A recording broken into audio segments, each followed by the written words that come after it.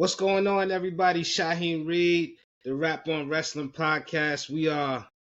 It's Saturday night when we recording this. We just finished watching Saturday night's main event. We're gonna give you the full recap. We got Ari in the building. Well, not in the building. We're all virtual, so he's in his own building. But we got Will. We got my man Nick, and special guest today, Gats. Spiff TV is out this evening. He's Memorial Day, handling his business. Big up to Spiff, who's just dropping loads of music as well. Always doing something great for the culture. And we're about to give our recap of Saturday night's main event. We had some big returns today. We had some surprises, and we had John Cena's Black Doppelganger. It came out today, so let's break it down. Ron Cena. Ron Cena was crazy. Ron Cena. Yeah. That was crazy. So it was from Tampa, Florida. Only fitting that we got Gats on today because Gats, very talented artist who, he got the partnership with Rock Nation, and I know y'all seen him at Rolling Loud doing his thing, tearing the stage up. And he is from Tampa, Florida. Big up to Tampa, which I don't know. I know it's still in the running for that WrestleMania 42 that was taken out of New Orleans. We'll talk about that again later. But first match, Seth Rollins. I'm sorry, CM Punk and Sami Zayn versus Seth Rollins and Bron Breakker. As soon as Punk comes to the ring, Sammy and Seth came out to the ring with Paul Heyman. They came together. Sammy comes out second. He's by himself, stands on the ring apron. Punk comes out. He has the t-shirt on and the wrestling tights, which Ari pointed out in the last episode looks a little weird when you have just t-shirt and my panties on. And the tights, yeah, a little crazy. It look a little crazy. Punk is famous for doing wilding already. But Punk gets on the apron, and all four guys, they get right to it. It's a brawl right from the start. Once a little order is established, Sammy and Seth officially start the match. There's a little back and forth between the two of them. The fans start barking as Bron gets tagged in. And man, Bron is just so dominating right from the start. He automatically, it seems like in the first 5 seconds, he gets Sammy outside the ring, and he gives him one of my favorite moves in all of wrestling right now, that clothesline off the apron, and it drove Sammy through the ring announce table. I'm like, damn. They had to go to the commercial break after that because Sammy was taking a beating. After Sammy gets beat down a little bit more, he makes a hot tag to CM Punk. Punk comes in. He still has his t-shirt on at this point, Ari. I guess he was listening to the criticism that you had. He said, yo, I'm gonna tell Ari. You say I'm looking like Winnie the Pooh. I'm gonna show him something right now. So he kept his t-shirt on. And then he gave a little Rick Rude vibe because after he did a couple of moves, he took his t-shirt off. He was handling Seth. He gave him the patented elbow off the top rope. Sammy and Bron, they start getting involved again. Sammy gives the sitting springboard moonsault outside the ring on top of Bron, which was a really, really dope move. Later on in the match, Sammy and Bron were the official, the legal men on both teams in the ring. Sammy, he hits Bron with the walking the rope off the top rope DDT. He gives the exploder to Bron Breakker, and just when it looks like he's gonna give him the haluva kick in the corner, that damn Paul Heyman grabs Sammy's ankle. Meanwhile, Punk and Seth Rollins are fighting outside the ring. Punk gets the upper hand on Seth, and man, oh man, literal shockwaves happened when my man came in wearing my all-time favorite sneakers. My favorite sneaker out of anything in the world, and black OG Jordan Cement 3s. Bronson Reed gives him the little stinger splash through the barricade. He gives it to CM Punk. Sammy is looking shook, like what the hell is going on? Sammy really looks shook. He looks scared when he see Bronson Reed because, mind you, the last time Sammy saw Bronson Reed, they was in that cage at War Games. Yeah. Yeah. Bronson messed up both of his ankles, and he's been injured ever since last December with War Games trying to do the splash on Punk through the table from the very top of the cage, and Roman had to save Punk from getting that tsunami. So Sammy's looking like, what the hell's going on? Meanwhile, Paul Heyman just has that smug smile on his face. He's tightening up his tie because he knows that he putting the whole federation on notice once again. While Sammy's distracted, he turns around, gets hit with the spear. 1, 2, 3. Sammy rolls out. He's able to roll out the ring, and then Bronson gets on the ring apron, and the commentators are like, "What the hell is going on?" Because we know about the history between Bronson Reed and Seth Rollins. So is Bronson just coming out to just fight everybody like we saw the Wyatt Six do last night on SmackDown, where the Wyatt Six, big up to them, appeared during Bray Wyatt's birthday and caused chaos during the tag team match that was the main event. So Bronson Reed comes in the ring, and Bron Breakker, being the enforcer that he is, he's not gonna let him. He's like, "Yo, you can't step to my man like that. You ain't stepping to the Don. Like you crazy." So Bron steps in between Seth Rollins. He starts taking off the little straps from his singlet. And Bronson Reed is not backing down. Bron Breakker's not backing down. And then all of a sudden, Seth Rollins, like, he gets in between them, is like, "Yo, it's all right. This is part of the master plan." He gives Bronson Reed the hug, the best last name in all of wrestling, Bronson Reed. And Paul Heyman tells Bron Breakker, "It's okay, man. Look, they're hugging. It's all good." It looked like Bron Breakker truly didn't know what was going on. Like he wasn't aware of this new alliance, but he didn't fight it. It was all good. Bronson Reed held out his hand. Bron Breakker shook his hand, and now we have probably the most formidable, I should say, alliance since Bronson joined the Bloodline 2.0, in my opinion.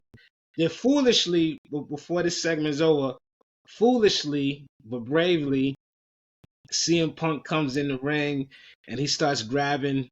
He's just so beat down. He starts grabbing Paul Heyman's ankle. It reminded me of 25 years ago when Jeff Van Gundy. Yes, grabbing the leg of Alonzo Mourning when Alonzo and Larry Johnson started that brawl at Madison Square Garden with the Knicks and the Heat. And for his troubles, CM Punk got the tsunami. He got the super tsunami because he couldn't even shield himself at all because Bron Breakker held his legs, his ankles. Seth Rollins held his arms and gave him that tsunami. And man, oh man, we have, even though they don't have a name yet, the power has shifted. We was talking a few episodes ago. I was saying that if Roman Reigns can just come back, they have the numbers game. It's Roman, Sammy, and CM Punk. Maybe even Jey Uso, because he's been involved too. And you only have Bron Breakker, and you only have Seth Rollins. Of course, Paul Heyman not going to fight. They should have jumped on them boys while they had the chance, because now this new alliance with the three of them is danger for the entire WWE. Gats, our first musical guest. Even though he's not going to perform, don't expect him to spit no freestyle or nothing like that. This happened. This happened in your hometown of Tampa, Florida. What did you think when you seen Bronson come out making that return? Man, I'm a big Bronson Reed fan. I thought, really, I was like, man, we should put the strap on him. Like last year, before he got injured, he was doing incredible work. I think that he was a big man that was underutilized. Yeah, And when he did do those 6 tsunamis on Seth and he really got over with the crowd, I was like, this is the time. We should be looking at a mid card title bare minimum. I felt that if he wasn't injured at War Games, he was gonna get, crowned in some way, shape, or form. Um, so to see him come back in the fold in a big angle with top guys like Seth and CM Punk, I think is only deserving.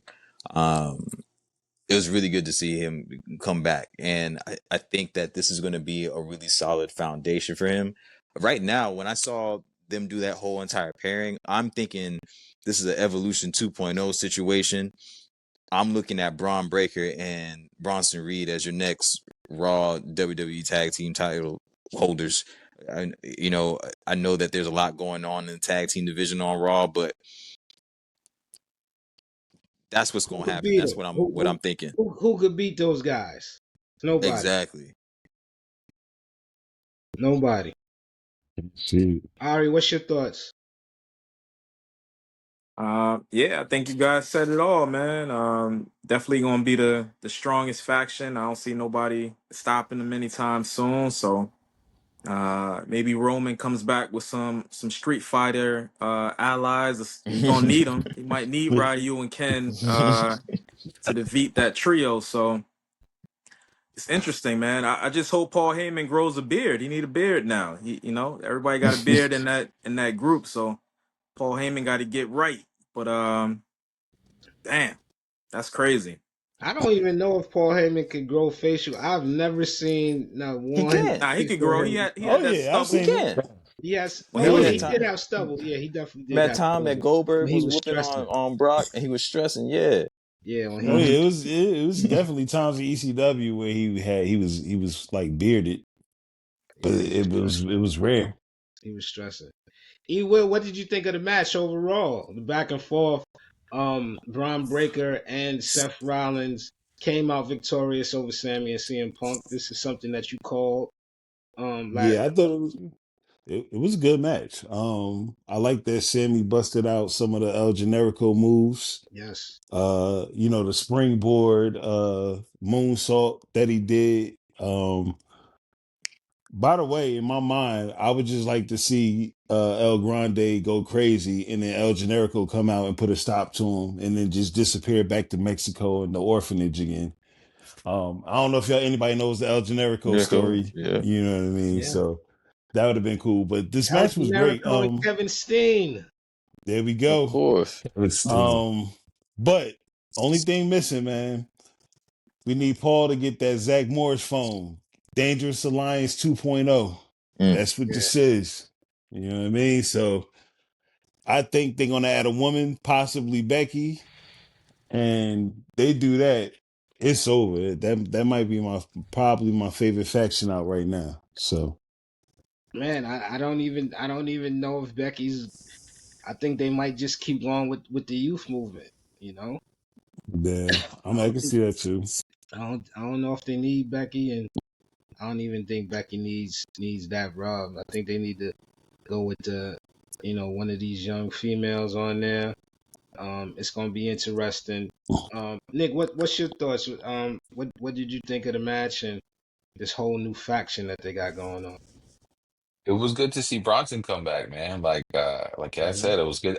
I wasn't expecting it. So when I saw him just spear Punk through that barrier, I was like, oh shit got real. And then Sammy, high energy too. He was hitting, like you said, the moves. It was a good match, man. Good to start up the show. Like you said, that's new faction. It's gonna be hard, man. Maybe the Lucha Bros, somebody I don't know. It's gonna be hard to defeat. You know, take them down. it was really fast paced. I'm happy to see that the schedule that they have CM Punk on in particular, um, it's working. It's working. CM Punk, you know, as much criticism as he got in AEW for his matches and looking out of shape and looking winded in some of the matches. Put together. He's looked sharp, man. Like I have no complaints, no notes about what CM Punk has been doing in the ring since coming back to the WWE. Obviously, all his promos is he throwing them nuclear missiles, so it's really good.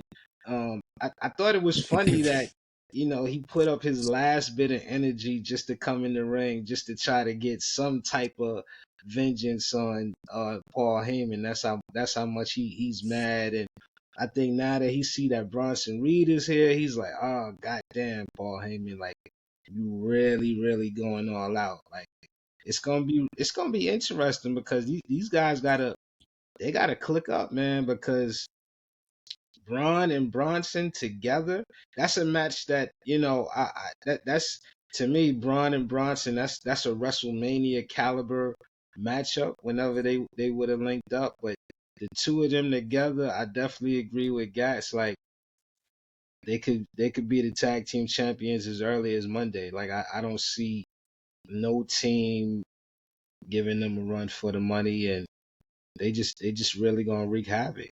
They are really Hey, going to wreak havoc. what about maybe Solo and JC Mateo? Absolutely not. No way. We're not. Because Nah. I So wanted now, and I brought them up because Bronson was with that bloodline for a minute, so I was going to wonder if they're gonna drag them in somehow. You know what I See, mean? what I thought was interesting is that, you know, granted, you know, he was a part of that bloodline situation for War Games, but something that was really interesting is when they were getting that War Games match set up, Seth didn't want anything to do with it. Even though he had static with Bronson and all that, he wanted nothing to do with that. And Mhm. Bronson had smoke with CM Punk. So I feel like where they're going to drag the story or put the story focus on is that if it wasn't for CM Punk, Bronson Reed wouldn't have been injured. And I think that's how Seth is manipulating or getting people into situations because he's looking like, hey, look at what these people did to you. Now come under my wing. So I think they're going to keep him away from the bloodline situation. Yeah. Ari did Solo drop the ball by not making sure that he had the services of Bronson Reed, since they were so close during that whole Bloodline 2.0 ramp up to War Games? Did Solo drop the ball by not locking Bronson Reed in instead of maybe a JC Mateo, or have Bronson in addition to JC Mateo? I don't think he dropped the ball, man. He signed one of the hottest free agents. That was a good look. Him, Fatu. That's that's a crazy lineup right there by itself. But it just shows you how valuable having the wise man is. We don't know how Bronson really came into the fold. We don't know if that was Seth. We don't know if that was Paul Heyman. I still think Paul Heyman is one of the best actors out. So just his facial expressions, seeing Seth and Bronson hug each other, like Yeah. he looking at Breaker like, relax, relax. You know what I'm saying? Like, we got it, So having the wise man in your corner, man, we see how valuable that is. So Yeah. I don't think he dropped the ball, but damn, Bronson Reed is back. That's crazy. I love that Bron Breakker is so ready to go though. Like I love it. Like he's not letting nobody step to Seth. That's quiet. Right. That's dead. Like nobody is stepping to Seth. He don't care who it is. I love that he's on go right away. You ain't even got to tell him. Like he's Yeah. ready to get it on. Nick, let me ask you, based on how each faction is constituted right now, what is the more dangerous faction? Is it Paul Heyman and the new Dangerous Alliance with Bron Breakker, Bronson Reed, and Seth Rollins, or is it that I can't even call them the Bloodline anymore, but Solo's crew with Solo, Jacob Fatu, JC Mateo, and we know that the Tongans, whenever they get back from injury, they'll be coming back as well. Man, the bloodline, they're crumbling right now, man. Like on SmackDown with like what did Jacob he finally told Solo he loved him, man. What he said, it's been I like think 6 months it since he was like told him six that. You know what months. I'm saying? Right. So it's like, man, if it's just an internal issue. So right now, yeah, you can't put anybody against, what's going on right now with Bronson, Yeah. Seth, Paul, and everybody, man. It's just, I think that's too big of a conglomerate, especially with Paul at the top of it all. Yeah, it's just crazy, man. Excited to see what it's gonna bring. Oh You yeah. will. What's your thoughts? I mean, they're on the same page, so they definitely stronger.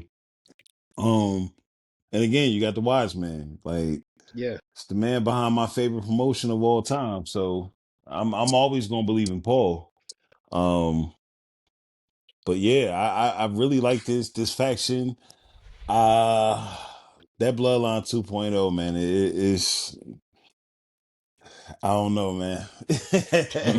Once Jacob is gone, man, I don't want to say they're gonna be hapless, but they're gonna be probably in catering with LWO and the It's, rest of those guys. So I don't think they're gonna I don't fall. see I don't think they're gonna fall at. I think Solo is a very talented guy in the ring. We seen what JC Mateo did, and interestingly enough, I was reading the dirt sheets, and they said that the plan was to name him JC Matanza, which E. Will was that'd have been talking about tough. that would have that would have been way better. JC Matanza would have been the name too.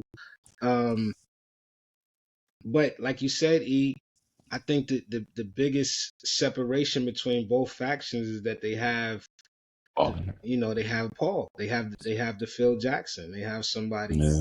that could really sit down and call the plays.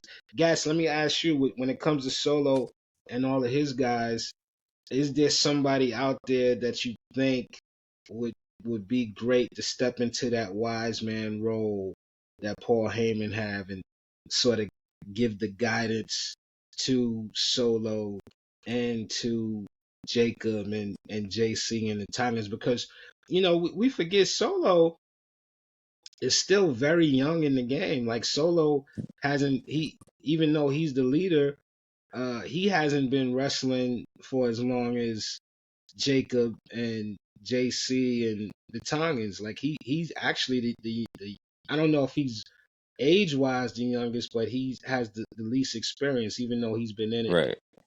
for some years, and he's leading these guys who have been doing it longer than him.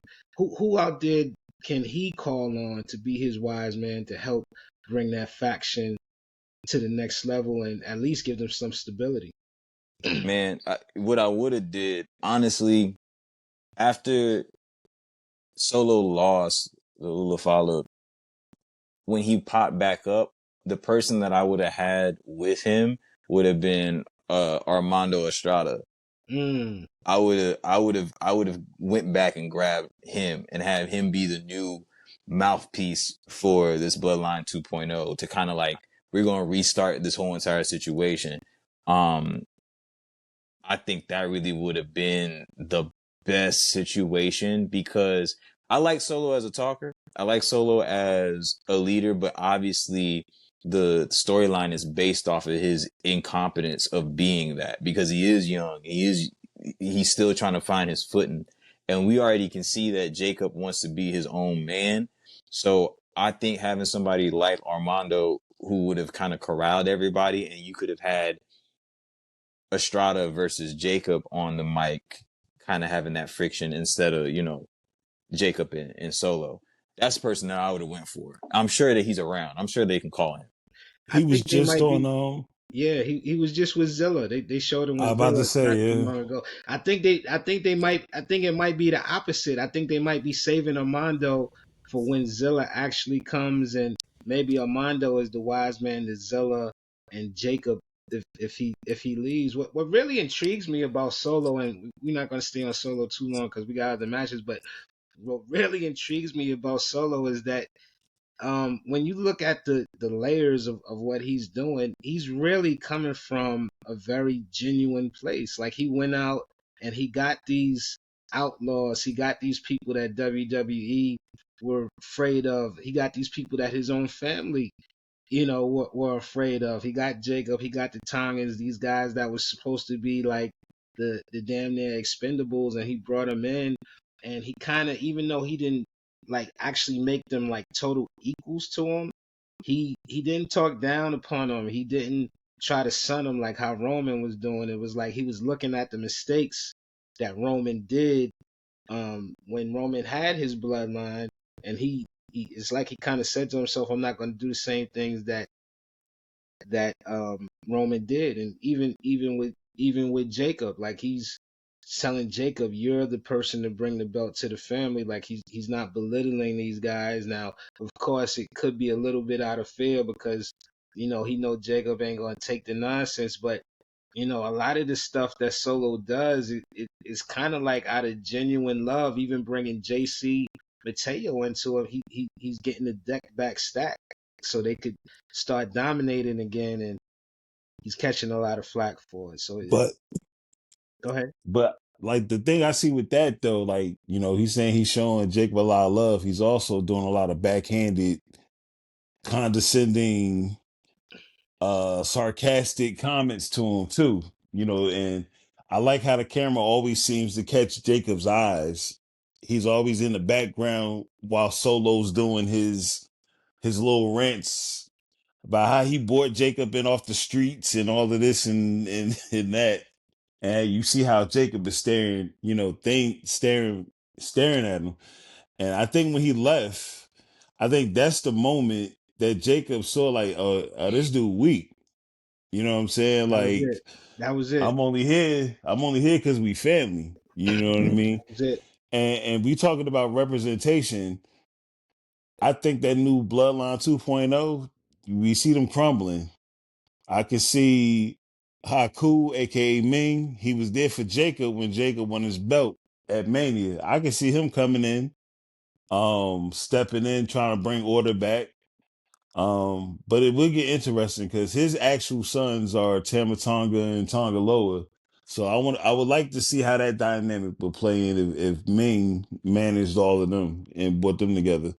Because he did a little bit of that. I'm not sure if you've seen in New Japan with the Gorillas of Destiny. Yeah. He's managed them a few times out there, and he's even had Even with the matches Bullet with them. Club, right? Yeah, We yeah, saw he's him a with the member of the Bullet Bullet Club Club. too. Yeah. Yeah, I think he so would be dope. I I can. think he would be both great choices. Um, all right, before we move on, did you have anything to say? I was looking at you. No, okay. Nah, We're I'm, going. I'm good. Think it's only one wise man out there, so Yeah, I like all the selections though. I'll be interested if Tamina come back, put Tamina in the fold. Mm. Mm. She get active. Paul Heyman ain't gonna get active. He do all that talking, but Tamina mess around, super kick somebody real quick. So yeah. Mm. We talked about the form. We talked about this new stable that Paul Heyman has, mirroring when it was Ric Flair, Triple H, Batista, and Randy Orton. There was four guys. Is there a fourth that you guys see coming in? Male wrestler, not female. We thought about a female, but is there a fourth male wrestler that you see to come in? If Bronson and Braun are the tag team that's gonna run through the division, and I agree. If those guys do form a team, I don't see any team that they have beating them. It might take all six of the white six to to try to beat them, but there's gonna leave a hole for like a mid card for an intercontinental champion or a U.S. champion. who do we see being that fourth member if Bronson and Braun do form their tag team? Seth goes for the heavyweight belt. Who's going to be the one going for the mid card title? Who do they bring into the fold? Start with you guys. I think it got to be somebody that can have static with Braun. I think something that's going to be interesting is that the story that's going to be told is maybe Braun not wanting to always follow the lead of Seth, or him always questioning what Seth is doing, because he's always kind of left in the dark of like, yo, why did you bring this person? I don't know this person. Oh, you got this plan. I didn't know the plan. Like, that's the story that they've kind of been telling. So there's three Mm-hmm. people that I think would work best for this young talent. Number one, Austin Theory breaking away from Grayson Waller. Yeah. And Austin has already been under the tutelage of Seth before, so it could seem that he maybe favors Austin. Two would be Mm-hmm. Trick Williams. Somebody, if they finish, he's done over at NXT. You bring somebody that Braun had, interactions with in NXT. But even further than that, the person I would really like to see come back from injury and be a demon and be a heel would be Ilya Dragunov. I would have Mm, Ilya be the guy, because him and mm. Braun have history, and I think when this faction blows up, because it will, um, we could get some real good mileage out of those two. Yeah. I like it. What you think, Ari? Man, I like all three of those picks. Those are all three Yeah. dope. I wouldn't be mad Yeah. at any of the three. You know what I mean? So I like all three of those. But I would say Drew McIntyre, and the reason why I would say Drew is Drew Drew's never really wrong. You know what I'm saying? Like, he's a troll, but what Right. what the stuff that he be talking about, he's not really off, man. He told you to watch out from Roman. He told you to watch out for CM Punk. Like, he be right on key. You know what I mean? And I feel like this feud with Priest, I feel like it's taking out a lot from him. You know what I'm saying? Like, the man won fair and square. He still didn't get a title shot. Y'all put me in the cage. The man and dumped me on concrete. I would be pissed. You know what I'm saying? So Mm. maybe if I go into this faction, they're just unstoppable. You know what I'm saying? So whatever belt we want to go get, it's two belts out there. Seth can get a belt. Drew can get a belt. We could have the tag I team like it. champions, and Paul Heyman could just be mentoring and cooking for all four of them. So um, I'm intrigued. I'm intrigued if they do get a fourth member. We'll see. I would love to see Paul Heyman on both shows. I think it would be great. Paul managing Drew McIntyre on SmackDown, and the other guys on Raw. I like it. Nick, what do you think? I like that one. Yeah, Drew's a good choice. I was thinking Theory, like off top. I think Theory would fit in well. I like him. I like him fit. But Drew's a good one. Drew got me thinking already. That's a dope. I They like they that. Yeah, all got beards too, man. Right. yeah, you got And you got to have I a love beard. Drew. Like me and my brother love Drew, so I'm for that. Yeah, that would be dope. E will, what you Yeah. think? Yeah, that definitely like Drew, and I like Ilya Dragunov too. For me, I wouldn't necessarily add somebody that would just wrestle all the time. I would add like a heater. So I would add maybe I said before maybe Omis. Just a big presence there. Dang, Um, yeah. As dang. they, I they, mean, they, they put him in, it's over. It's already over, but they put him in there. It's like I'm It's an you just need to all-star just team. lay the belts down I, and don't I'm even think try to compete. Yeah, I'm thinking about when he was guarding the underground with Shane. How he looked, he had the suits on, he was, at the door. I could see him behind somebody coming to get in Paul Heyman face and he just step in. You know what I mean? And I was thinking this too as we were as everybody was talking. It's two guys that got released that I could have seen with the faction as well, and that's AOP. They were with Seth before. It didn't go too far, but I think they would have been great heaters in a tag team, and then maybe Bronson and Bron can go after the United States and the Intercontinental or something like that. But yeah, I think that those guys would have fit in just right with this faction in their Yeah. tactical gear too. So they wouldn't even have to dress up because they would just be there, to put foot to ass. So There we go. it- It's gonna be interesting, man. I can't wait to see how it works out. U.S. title defense, women's U.S. title defense, I should say.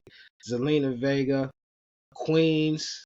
I love shouting out the Queen for Queens versus Chelsea Green, another woman on the roster who I'm absolutely enamored with. Just has such an incredible personality. Zelina was she won clean on this one. She went to give Chelsea the 619 late in the match. It looked like she kind of botched it, but it looked like she actually might have hit Chelsea in the nose and broke her nose because she was bleeding from the nose. Secret Hervis got involved while Zelina was on the top rope. Headbutted Chelsea, knocking Chelsea, staggering her a little bit, and the code red off the top rope. It was a wrap. 1, 2, 3. Ari, your homegirl Chelsea, she caught a bad one in this match, man. What was you thinking?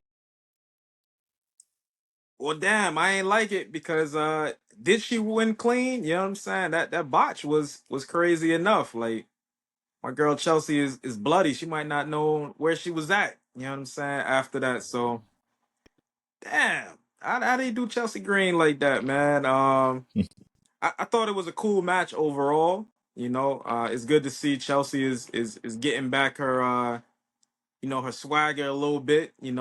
She was mourning for a while, losing that belt, so I think sky's the limit for Chelsea Green, and at least Selena, she got a defense under her belt. She didn't been to the cemetery. She didn't been to amusement parks with the belt. So hey, keep it up, man. Keep it up. Very, I ain't very mad at good. Selena. Gas, you had some thoughts before we started recording. Break it down, man, for the people who obviously couldn't hear the jewels that you was dropping.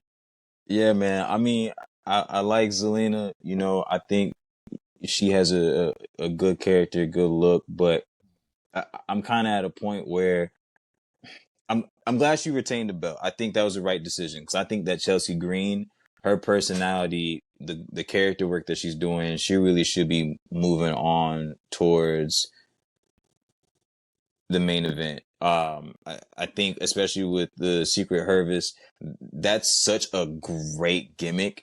It really creates a against all odds situation, especially when you're thinking about the champion Tiffany Stratton. You have somebody who is a tweener. The crowd is cheering for her, but really in retaliation for whoever is who she's going up against, especially with the Charlotte situation. No one was gonna cheer for Charlotte at this point in time in 2025.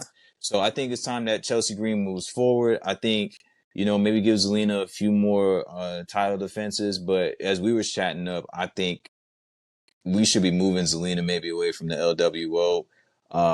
She would be a great heater for somebody like Andrade, who is on SmackDown having great matches and no personality past that. Like the bell rings and he's doing great. But outside of that, like no one's popping for his music, no one's popping for his wins. I think putting them back together, Will had mentioned that. I think that's probably the best thing that can go forward for the rest of the year. Definitely like that. E Will, what do you think about Zelina and Andrade coming back together? And plus, I think shoot, Angel and Umberto get back with Andrade and Zelina as well. Like get everybody back together and maybe put the guys in the LWO back with the OG Legado Phantasma. Put them back with Santos. yeah, because in LWO, the what's his name, Joaquin Yeah. and the other guy, man. Ever since they split up Legado del Fantasmo, like you rarely even see them when they even having LWO skits and everything and vignettes. They don't really you don't see him too much. So I think it'd be great. But as far as Andrade and Zelina, I think that would be best for both of them.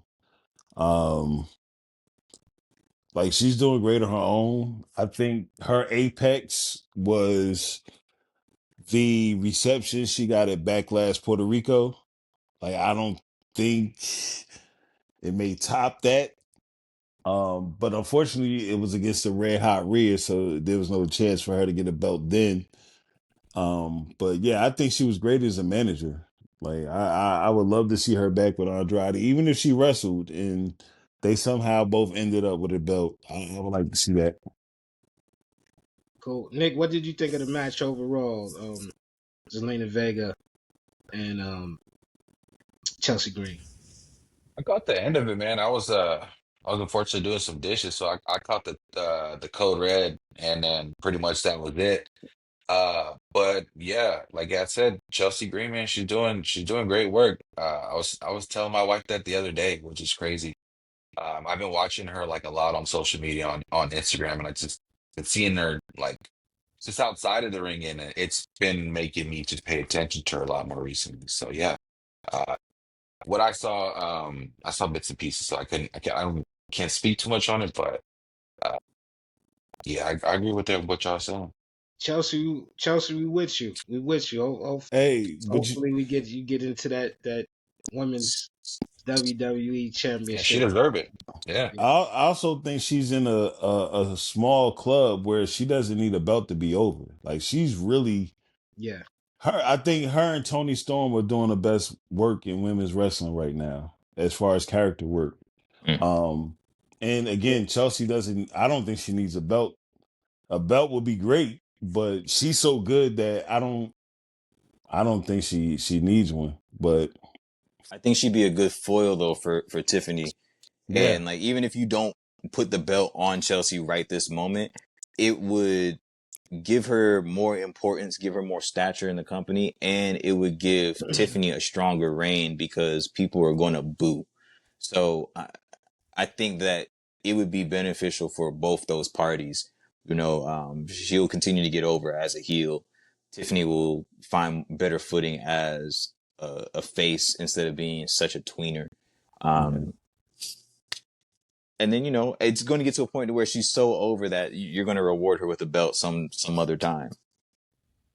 I Yeah. personally, I want to see Tiffany go back to being a heel. I mean, I know that people cheer, but I want to see her go back to being a heel. I mean, just because she had the program with Charlotte or the match with Charlotte at WrestleMania, where obviously the fans were booing Charlotte, I think she need to get back more of that heel persona, man. Like it's coming out a Yeah. little bit more. Like she had some nice venom for Charlotte and Alexa Bliss at SmackDown. She was like, "Yo, y'all old, man. Like, come on.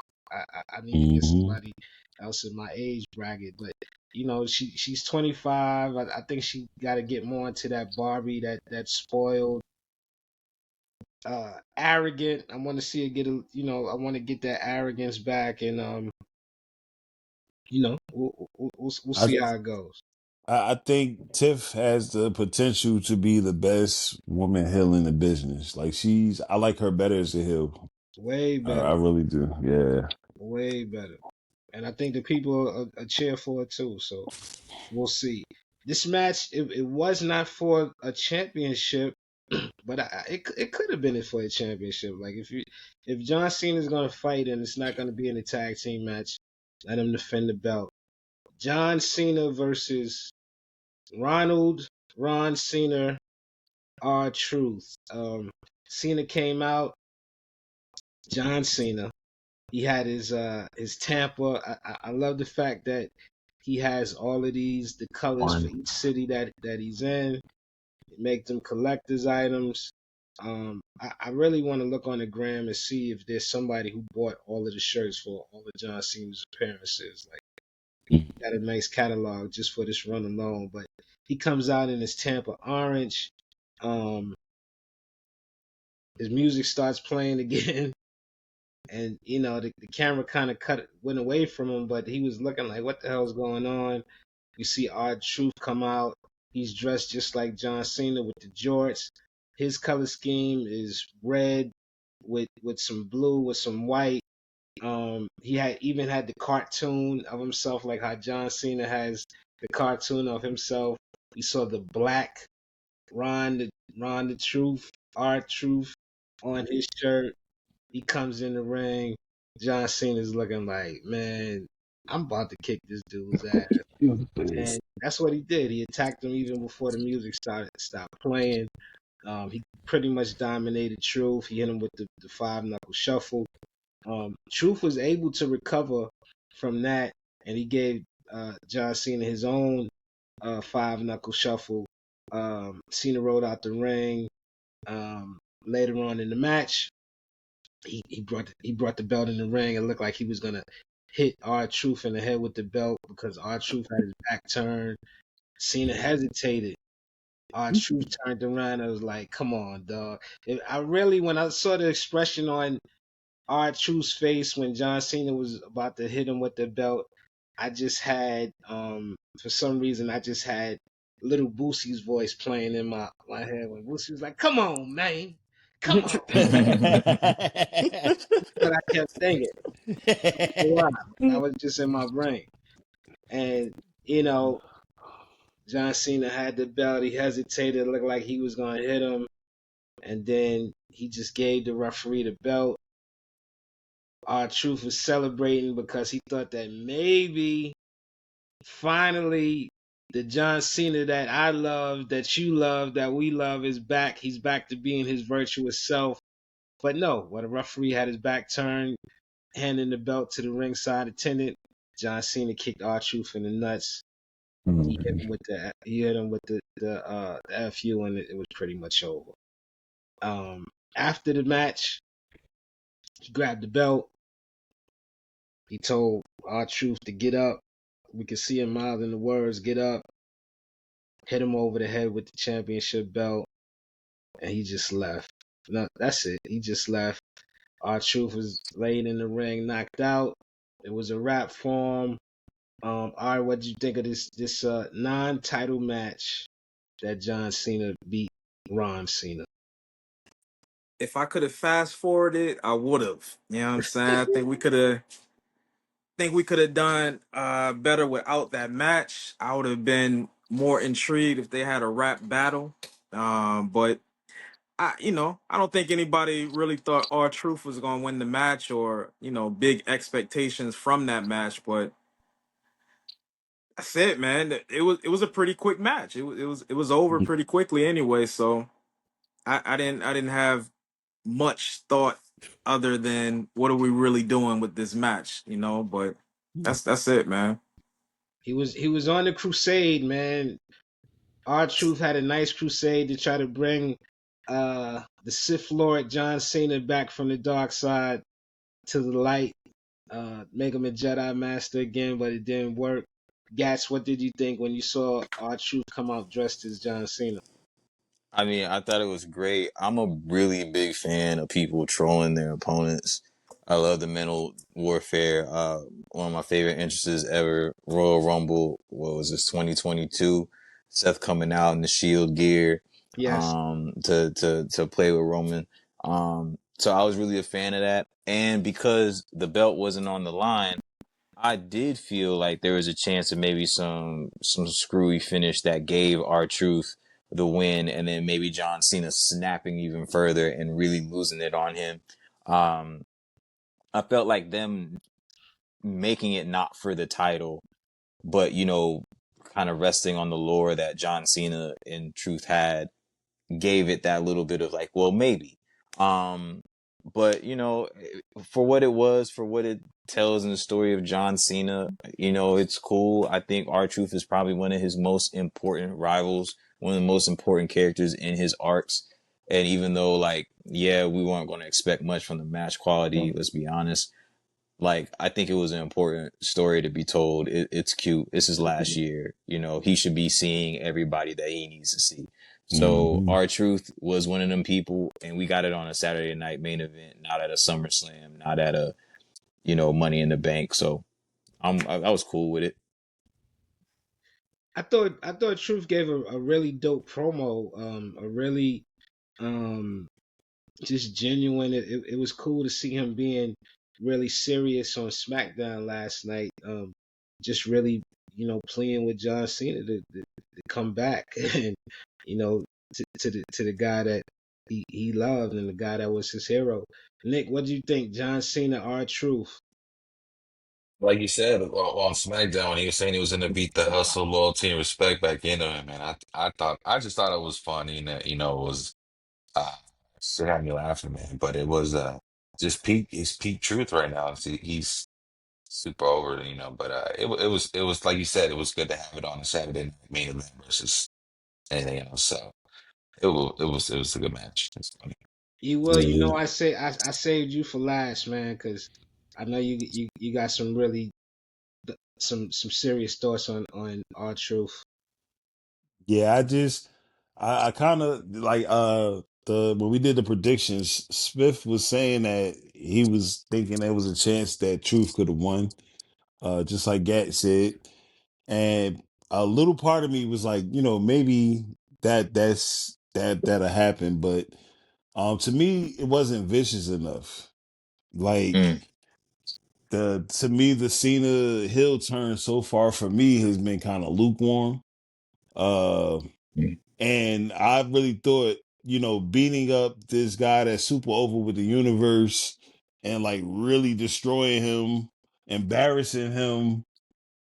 I saw that coming, but he had to save his energy for later.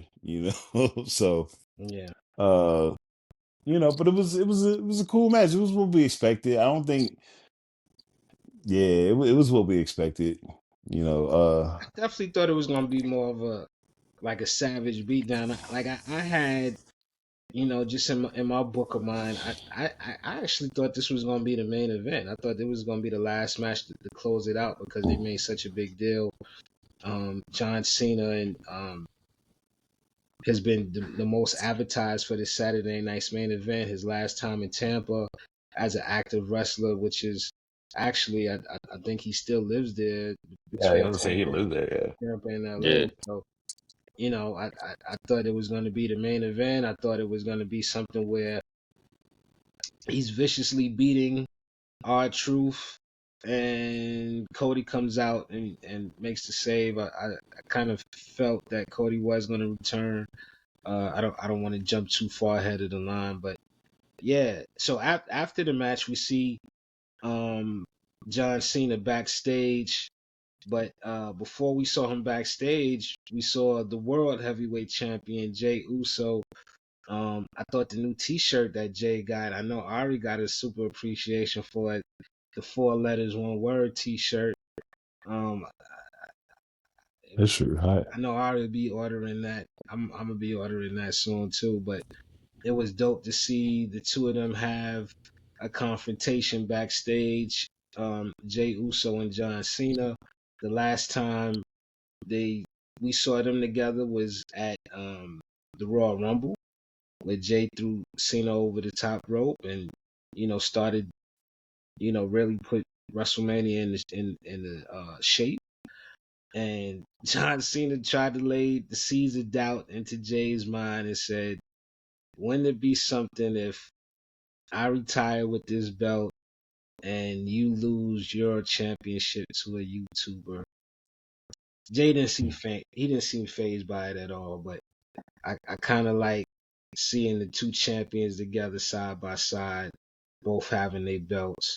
We'll get to more of that later on, but we had the steel cage match: Damian Priest, Drew McIntyre. We expected, a lot of cage matches. Jesse Ventura was commentating for this one. I don't know if this was the match to have Jesse commentating because I think Jesse forgot, you know, what Saturday night's main event. He was like, 15 years ago, this couldn't have been on Saturday night's main event. Like, what are you talking about, Jesse? There's a lot of steel Mhm. cage matches Yeah. in the history of Saturday night's main event. Um, Doing the same Drew thing. McIntyre gave Damian Priest a suplex off the top of the cage, which I thought was dope. It's always interesting to see the really tall wrestlers give each other suplexes off of the top of the cage, because it's like when they're falling back, like they're damn near the whole length of the ring. He gave him the Claymore. Drew Damian Priest, I should say, he kicked out of that.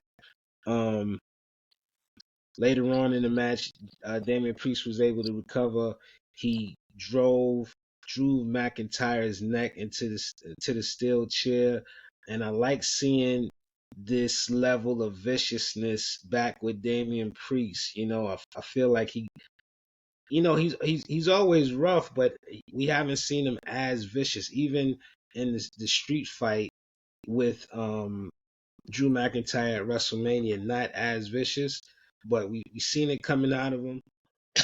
The vicious streak coming out of him just a little bit more at Backlash when he gave Drew the choke slam off the platform onto the concrete. And then if it wasn't enough driving Drew's neck into the steel chair, he gave him the South of Heaven. And then, man, oh man, we haven't seen this in a while. I thought somebody was going to stop him, or I didn't know what was going to happen. I didn't expect for it to go all the way through. He gave Drew McIntyre a concerto right in the middle of the ring. He didn't pin him. He just decided to walk out of the cage casually. And again, Jesse Ventura, like, Jesse, how did you forget the rules of a steel cage match? Jesse was like, how can he just walk out the cage? What's going I on? know. I'm like, Jesse, that's just been the rules of the steel cage match since the beginning. We just saw Mm-hmm. that Seth Rollins beat CM Punk in a steel cage when Roman Reigns dragged him out the cage onto the floor. So Jesse, he was a little bit off his game, but Drew refused medical attention. He stumbled.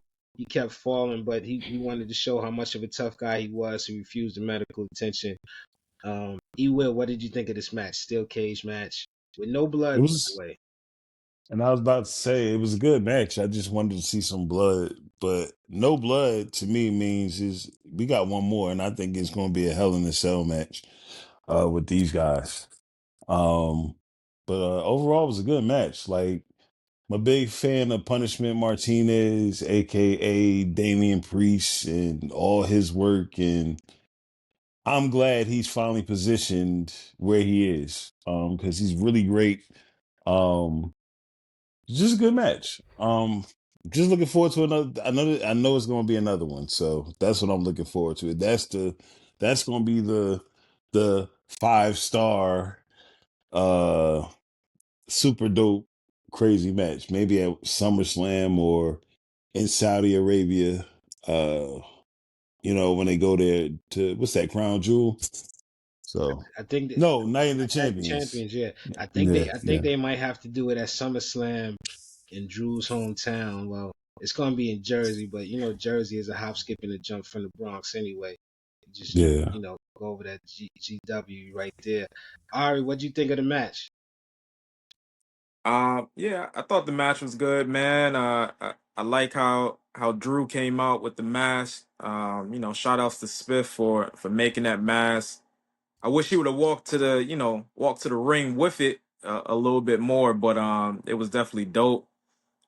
Yo, I kind of agree with Jesse the Body though. Like with a cage match, I don't like the aspect that you could walk out of the cage door. You know what I'm saying? Like I'm more authentic with I want to see somebody climb over the cage, man. Like that's the whole point of the cage. Like I don't like get to Mhm. walk out of the door, but it is what it is. I can't remember really anybody kind of dominating Drew the way that Priest has, Yeah. so it's crazy. If I'm Drew, I'm like, damn, man, it put me through a windshield. He didn't put me on Mhm. concrete. He didn't gave me a concerto. Like I might be Mhm. done with facing Priest, man. Like let's move on. He Like had the god damn, glass this in his dude eye. crazy. Hey Oh, Paul, what you doing? You got a spot? Yeah, let me come on board, man. This dude crazy. We got a problem. So yeah. other than that though, I thought the match was really dope, man. I thought the match was really dope. See, Ari, I agree with you. Now, see, back in the days when they had these steel cage matches, it was either or. It would be like, well, with NWA, it was no climbing over the cage and all of that. Like NWA, they had the referee in there. You had to get the 3 count or the submission. But with WWF, back in the days, it would be either or sometimes. Like a lot of times it would be no referee, in the 80s, like no referee in the ring at all. You had to either climb over the top or get to the floor. Then they started incorporating where they would have matches where the referee's in the ring and you had to get the pinfall or the submission, but they didn't count if you crawled out the ring, if you crawled up through the door or over the top. It was like, it would be either or. It would be either have the referee in there or not. So, I don't know. Hey, Maybe they gotta go back to adapting that. wasn't It the takes away that drama aspect, That's the whole point for them to climb over and damn, can they hurry up and before their feet touch the ground? Like if you take that away from it, it kind of takes away from that cage aspect of it. But what were you saying, E Will? no, I was saying, what was I saying? I can't even remember, man. It's been a long day. Did somebody hit E Will over the head with the belt that he has been right Man, now? Did they hit him Word. over the head with the belt? Well, but with the door too. The door, it has some dramatic aspect because sometimes when they open the door, they trying to crawl out, and you could pull them back in, and they get hit. Sometimes they hit them in the head with the door. Go ahead, E. that's what I was saying. Wasn't I think WCW used to be pin and submit because they had a closed cage. I don't think they had open cages.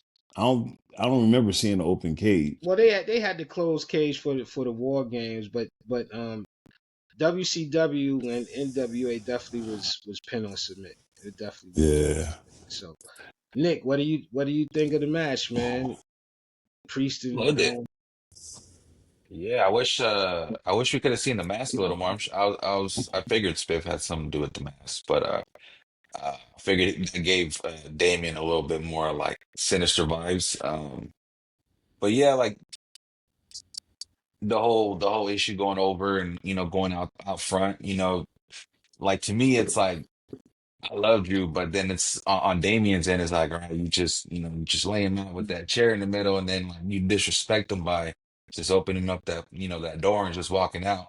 Like that's it. I ain't gonna pin you. I ain't gonna do nothing. I'm just knock your ass there and then walk out. Like, so I like that aspect of it too. But overall the match was dope. I loved it. Yeah. Gats. We saw a more vicious Damien tonight. What do you think about him just having such a resounding win over it? Like it was uh no fluke match. It was like he really beat the hell out of Drew McIntyre tonight, and it was a statement victory to me. I mean, yeah, I definitely think it's a statement victory. I think that, him walking out the cage really cemented what he was talking about in the opening promo, breaking that cycle, like, yo, like it's done.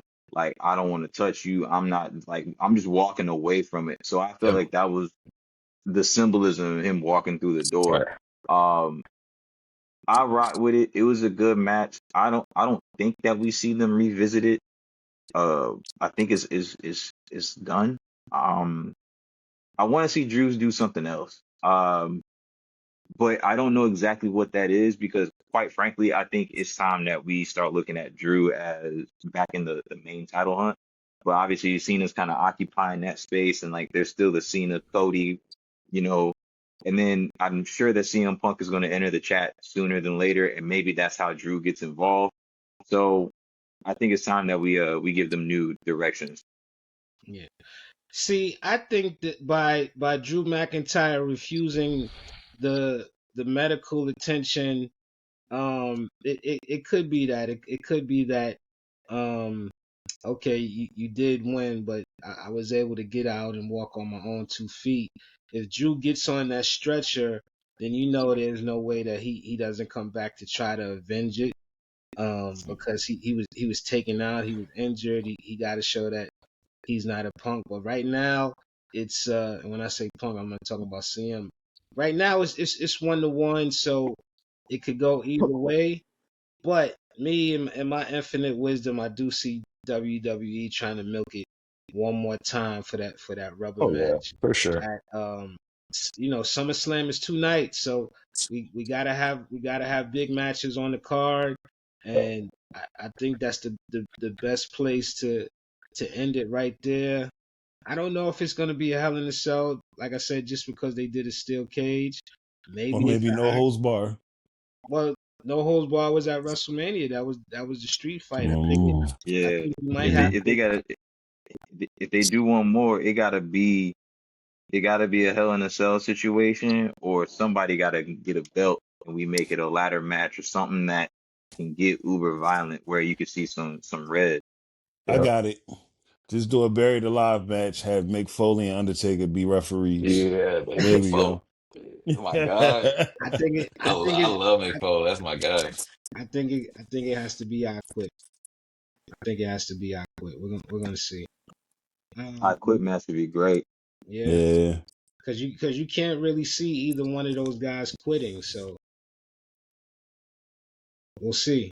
yeah, that'd Um, be We saw good. that sign they had in the back that they said we are terrible people. Like people want to see people want to see red, man. People want to see it go further. Yeah, I thought it was gonna go further too. So I mean, they was yeah, even calling for another tsunami yeah, when people, when when yeah, he gave it to CM Punk. They was giving him one yeah.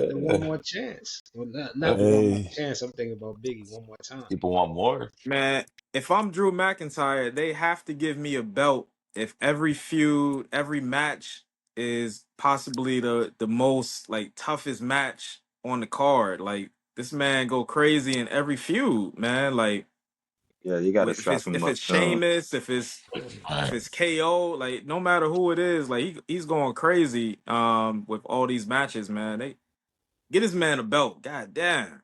Give I him a think belt, the man. only thing that makes sense. I don't think it makes sense for Drew to be fighting for these secondary titles, even though that um You wanna be a Grand Slam they're champion pretty though. much occupied. But I think Drew needs to be in either the you know he got is either with Cena or either with Jey Uso. Like that's to me that what makes the most sense. But we'll see. We got some news. We don't know where the next WrestleMania is going to be at officially, but Triple H did announce that Money in the Bank 2026 is going to be in New Orleans, and it's going to be at the end of August, which is a few months late. Money in the Bank is usually at the beginning of mm, June.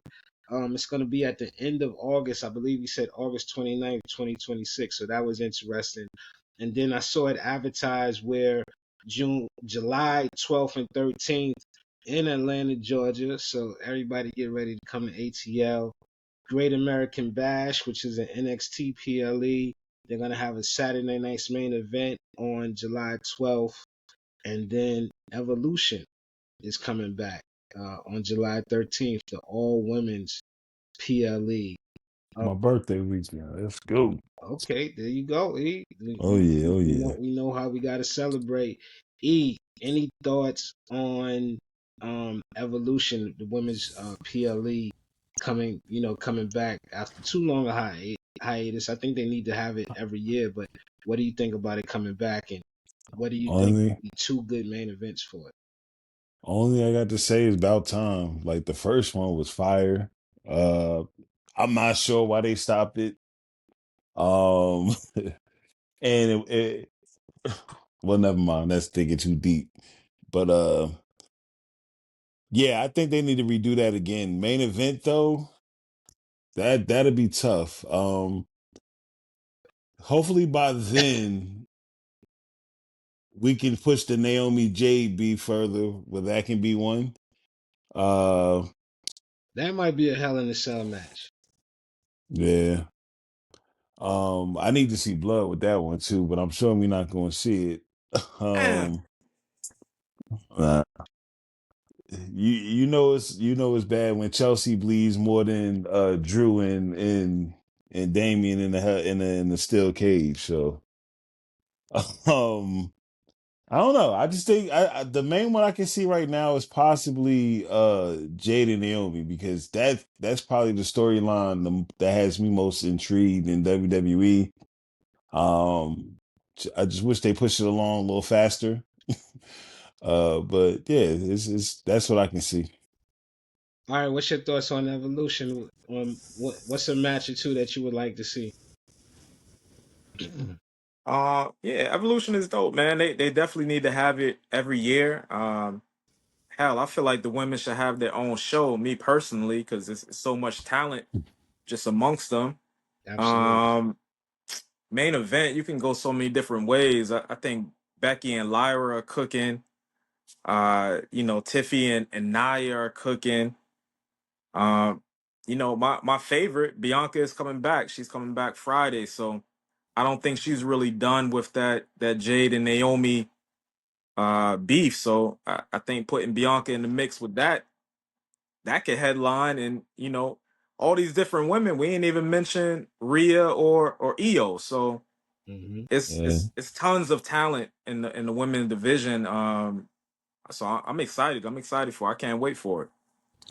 I think it. I think that might be one of the main events. Ari, the triple threat: Bianca, Jade, and Naomi. Although I would love for them to keep Jade and Bianca away from each other until WrestleMania next year, but I think with everything that might be the triple threat. Nick, what do you think? Thoughts on Evolution? I'm excited to see it. I need some pretty solid matches, but I want to see Oscar come back, man. See some, Yeah. see her involved some way. I'm excited. I mean, if we can get her some way, whatever, I'm excited. But I already made some pretty solid suggestions. But I'm team mommy, so I love to see Maria involved as well, regardless. But I want to see Oscar. Yes.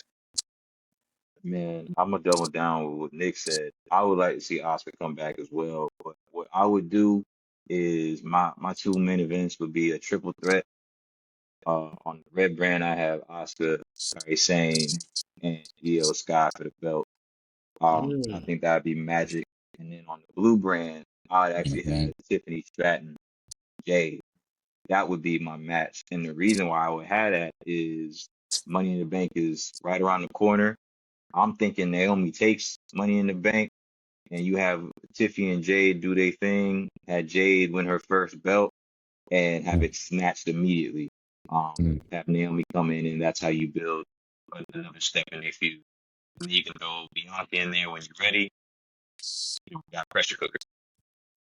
Wow, that'll be crazy. That'll be really crazy. So, on Friday, it was announced that there's gonna be a qualifying match. I think it's Naomi, Jade, and Nia Jax all in the same qualifying match to go to Money in the Bank. So, you're expecting Naomi to beat those two, huh?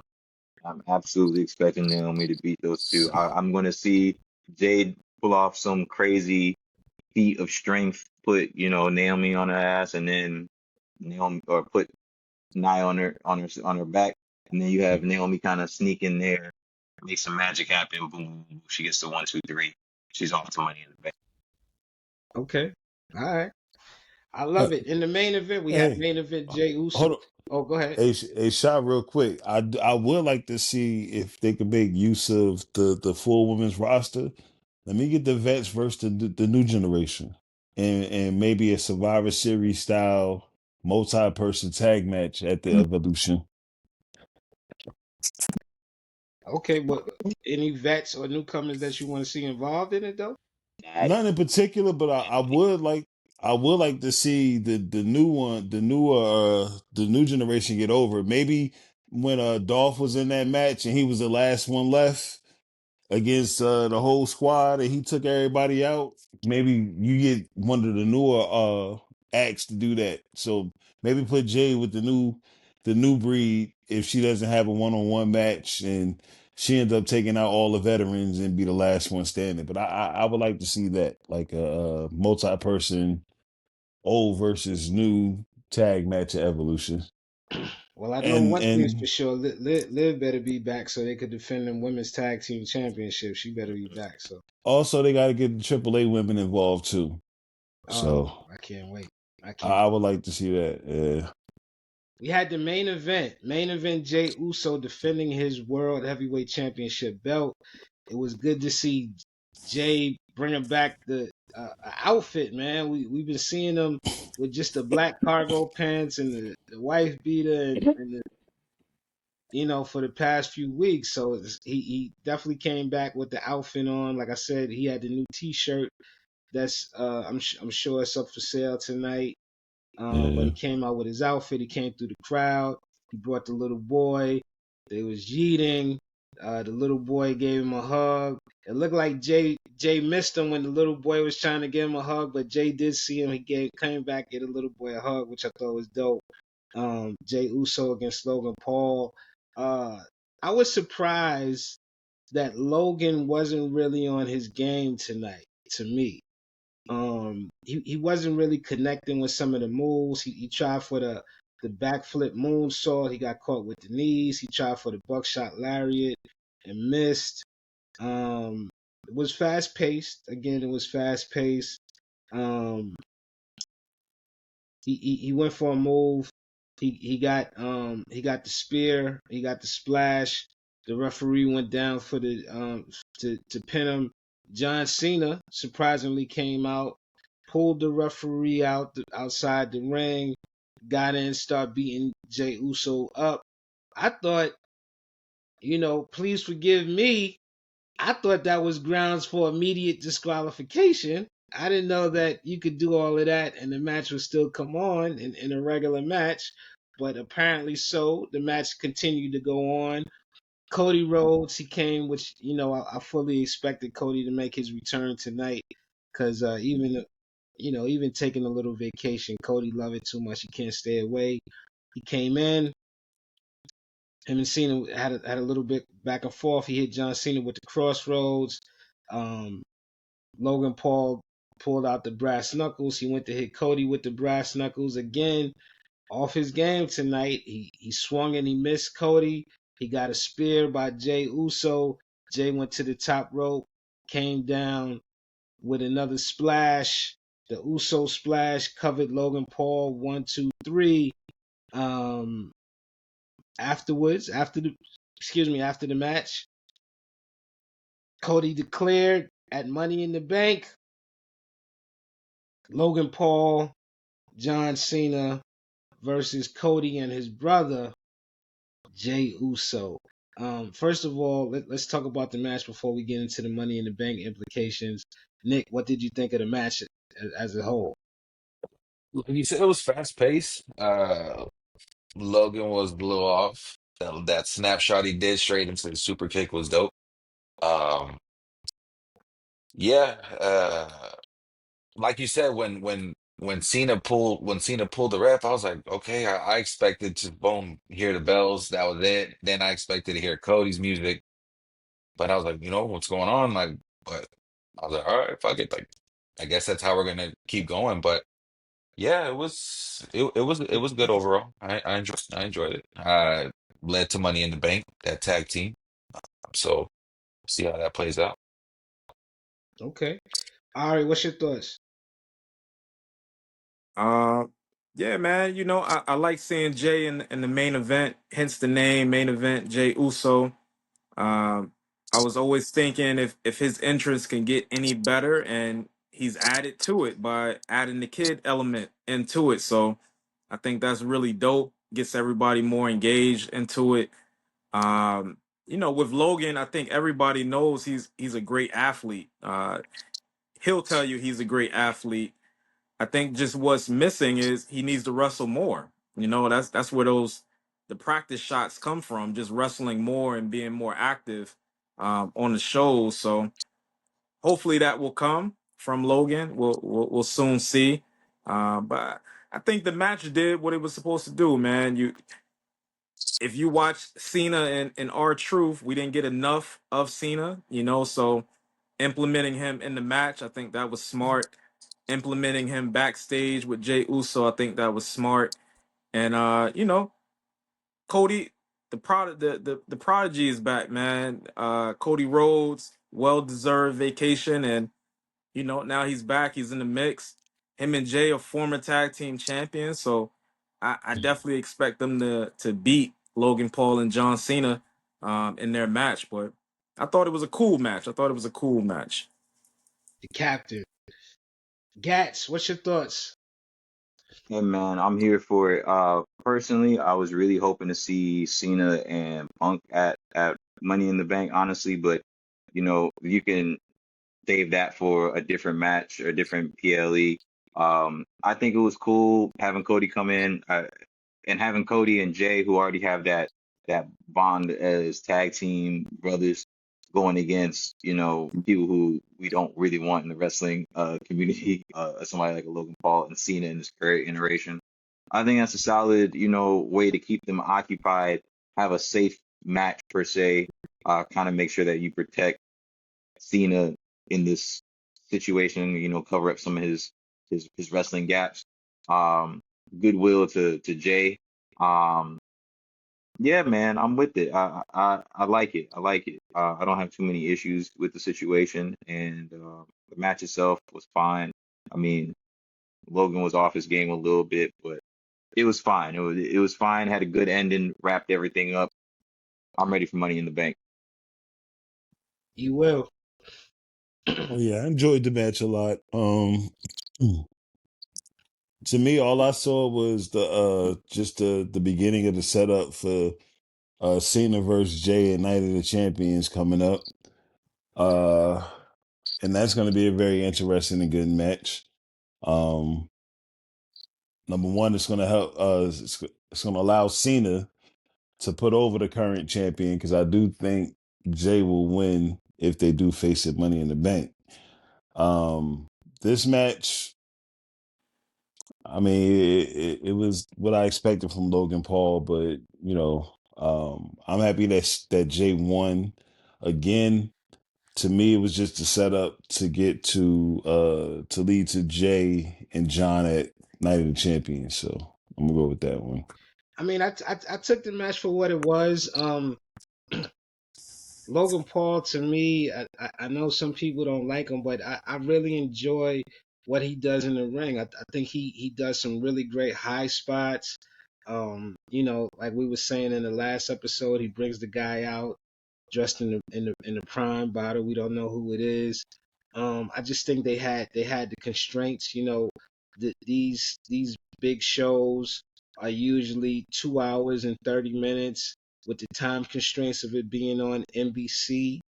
In addition to it being on Peacock, it was only 2 hours. So a lot of the stuff was like this. A lot of the stuff was some of it felt a little rushed at times, but Yeah, they had to trim off a whole 30 minutes. Usually we would get a chance to see a longer match, especially with the main event of Logan Paul and Jey Uso. Those guys would do more flying off the top rope and everything like that. So we probably will see it at Money in the Bank. I'm really interested and intrigued by that. And yeah, hey, they're gonna be in LA, which is the second home of Travis Scott. It's the second home of The Rock. So maybe we might see some interaction with those two guys. Gas, I see what you got on, man. I see you didn't do some of that. Yeah, I got my WrestleMania jacket on right now. You see me. Yeah, that's hard. yeah. Ew. Yeah, That's yeah. hard. Thank you. Yeah. Early, we'll just go around real quick. Just early predictions of Money in the Bank. I know it's really early. We don't know all of the implications yet, but just this tag team match. Nick, what do you think is going to happen in the bank with these four locking horns? Man, with main event Jey Uso and Mr. Cody Rhodes, I think they're gonna pull it through. 4 words, 4 letters, 1 word. All Uh, right, there you go. that's it. Ari, early expectations or predictions of Money in the Bank. You already know I'm not going against Cody and Jay, so that's a no-brainer for me. Um, Only thing I didn't like though with this match being made is, damn, are we skipping over Jay Uso title defense against Gunther? You know what I mean? Like that's going to happen, so that kind of overshadows that I think it's a match. I think the What match happens with Gunther after? happens afterwards. Oh, I think after this, Money in the Bank. yeah, I think this is what Oh, gives okay. Jay a good look before he. I don't think he makes it out of that building with the belt, honestly. Damn. Mm. But I Mm. think, yeah, I think not to butt in, but yeah, no, I think he has a Nah, good go ahead. showing at. I think he has a good showing at Money in the Bank because I think that Monday at Raw, by hook or crook, he losing the belt either by Gunther or by somebody cashing in on him. Damn. Yeah, That's because Jay I interesting. didn't even Uso think about versus that. Gunther is June 9th, Phoenix, Yeah, Arizona, Monday Night Raw. So Yeah, man. Why everybody coming at Jay's belt? Like, are we forgetting John Cena got a whole belt? Like, what's up, man? Everybody coming after him, so that's crazy. That's crazy. Yeah. Yeah, but to answer your question, definitely, Cody and Jay winning that match. But I'm more intrigued with the aftermath. I'm more intrigued with the match after that. Yeah. it's gonna be interesting to see, who wins that men's Money in the Bank, who else is qualified for it, because I know one thing: if Jacob Fatu win the Money in the Bank, he gonna try to cash in that night, maybe solo too. So we'll Mm-hmm. see. He will. What are your expectations of the actual tag team match? John Cena and Jay Uso versus Logan. I mean John Cena and Logan Paul. Pardon me, versus Jay Uso and Cody Rhodes. Man, I want to bet against Cody, but I can't. I'm always stick with this. I can't bet against a man who took 17 Kimura locks, 57 suplexes, 32 F5s, and still won. So I can't see him losing this tag match. Wait, I thought So I thought you was gonna say you can't bet against him because he helped get AEW off the ground. I thought that was why nah, you nah, couldn't bet against him, because you got you know jokes. he was nah. he helped lay the foundation for the greatness of AEW that we have today. Yeah, I'm not falling for the bait today. You know what I'm saying? It's too Gats, late for that's that. an inside joke, man. If you want to get Oh E no, going, hey, you say Gats that is with me. AEW word. This a tag match now, buddy. Gats This is ain't with him. three v Gats is with one. him all the way. This 3v1, my brother. I mean, this Hey, ain't Hey Hey, man, 3v1. Gats love hey that man, hey, AEW too. I got love for AEW, man. Shout out to my I'm about to dog Lee buy. I'm about to Moriarty. buy. I'm about to buy 10 Gats albums. You don't even Gats. understand. The You irony in understand? it is we all have love for AEW, but for some reason, E They said will it. Hey, is Gat. They trying to say they have divide. love. They say they have love, and then just throw slick comments out there and passive aggressive remarks. You know what I'm saying? And then try to clown me when I respond. But it's all good though. Hey, You Will know Bila, what I'm saying? Osprey, on my worst day, we are better than them. They're talking strictly wrestling. And Okay. it okay. depends on the style. WWE style, that's that PG Disney McDonald's style, the cookie cutter Hey, style. hey, There see you Or you now, go. want to do see, it. see, hey, It There you depends hey, on go. what you want to do. It There you depends on what you go. want to do. You know what You I'm won't go saying? for the bait, but keep going. Go So ahead. if they wrestle AEW style, I don't think they can. They can see Will. I really don't. Okay.